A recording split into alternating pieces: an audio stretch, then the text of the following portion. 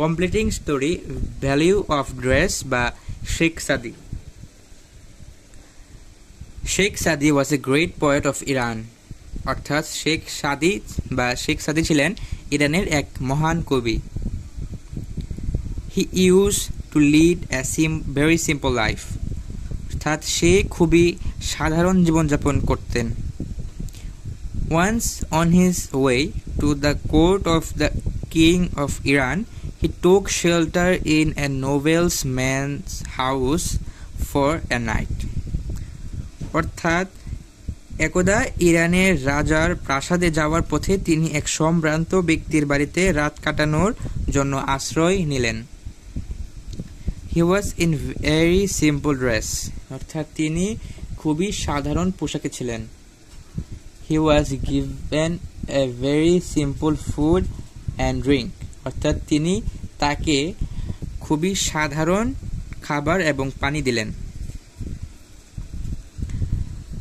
He was not taken care of, অর্থাৎ সে তাকে তেমন যত্ন করল না। Saadi reached the court of the king, অর্থাৎ শেখ সাদি রাজার প্রাসাদে পৌঁছালো। The king received him with respect,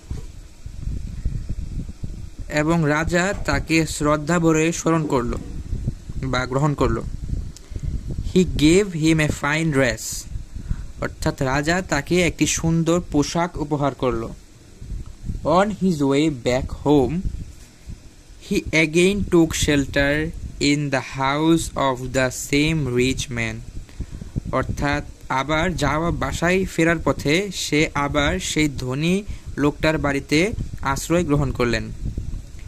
this time he was received with much honor because he was in a fine dress, অর্থাৎ এই সময় সে অনেক সম্মান পেল কারণ তার একটি ভালো পোশাক পরিধান করা ছিল। he was given a rich dinner, সে তাকে একটি ধনী বা সমৃদ্ধ রাতের খাবার উপহার করলেন। the great poet did not eat the foods but began to put them in his pocket, অর্থাৎ মহান কবি সেই খাবারগুলো খেলো না, বরং তার জামার পকেটে রেখে দিল। He said that everything was done for his fine dress, অর্থাৎ সে বলল সবকিছু সম্ভব হয়েছে তার সেই ভালো পোশাকের জন্য। The noble man understood his mistake and said to the poet, "Please forgive me." অর্থাৎ সেই সম্ভ্রান্ত ব্যক্তি শেখ সাদি বা মহান কবির কাছে বলল, তার ভুল বুঝতে পারলো এবং বলল আমাকে ক্ষমা করে দিন দয়া করে।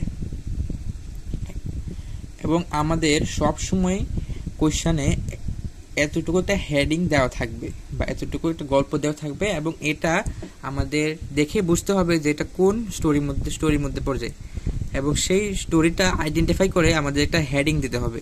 সেই হেডিং যদি আপনারা না দেন তাহলে নাম্বার কখনোই ফুল মার্কস পাবেন না।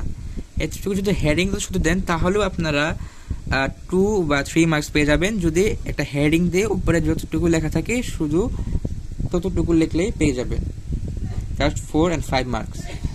কিন্তু আপনি হেডিং না দেন তাহলে কখনোই 3-4 বা 2-3 মার্কস কাটা যাবে শুধু হেডিং এর জন্য, বা কখনো কখনো পুরোটা কাটা যেতে পারে।